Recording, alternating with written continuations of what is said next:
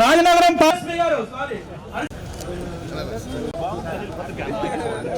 స్వాగతం సుస్వాగతం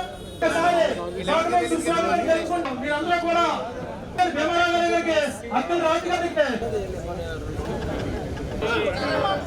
మన మాజీ పార్లమెంట్ సభ్యుడు ఉడవల్ కుమార్ గారికి మంత్రివర్యులు చెల్లుబోని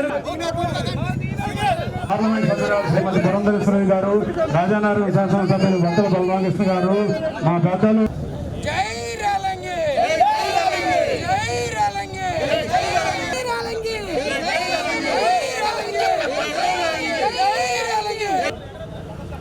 మనం ప్రముఖుల యొక్క విగ్రహాలన్నీ కూడా పెట్టుకోవడం కూడా జరిగింది.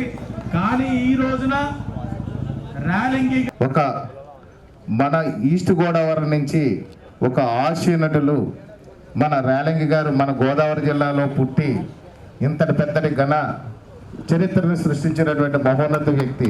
1975లోనే ఆయన పద్మశ్రీ పురస్కారం అందుకున్నటువంటి ఏకైక వ్యక్తి. మన గోదావరి జిల్లాలో మొట్టమొదటి పురస్కారాన్ని అందుకున్నటువంటి వ్యక్తి. మనం ఎంతో దానికి గర్వించాలి, గర్వపడాలి.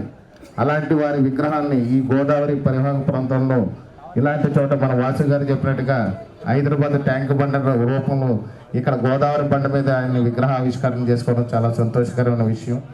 కాబట్టి ఈ కార్యక్రమంలో పాల్పంచుకున్నందుకు నాకు కూడా చాలా అదృష్టంగా భావిస్తున్నాను.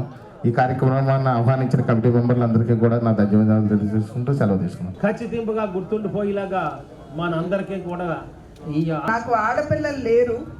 ఒక చక్కటి అమ్మాయిని నేను దత్తత తీసుకుంటాను. పాలు పెరుగు మీగడతోటి అమ్మాయిని పెంచుతాను. కానీ మీరు ఇవ్వాల్సినటువంటి వాగ్దానం ఆ అమ్మాయిని మీ హరికృష్ణ గారికి ఇచ్చి పెళ్లి చేయండి అని చెప్పి వారు అనేక సందర్భాల్లో మా నాన్నగారితో హాస్యం ఆడేవారు.